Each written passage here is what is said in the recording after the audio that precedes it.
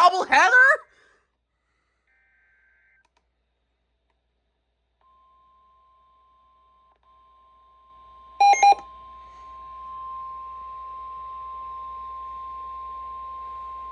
Weather Bulletin.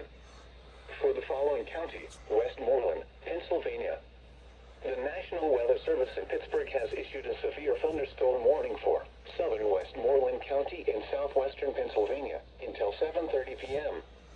At 6:39 p.m., a severe thunderstorm was located over New Stanton, or 5 miles south of Jeannette, moving east at 50 miles per hour. Hazard, 60 miles per hour wind gusts and quarter-size hail. Source, radar indicated. Impact, hail damage to vehicles is expected. Expect wind damage to roofs, siding, and trees.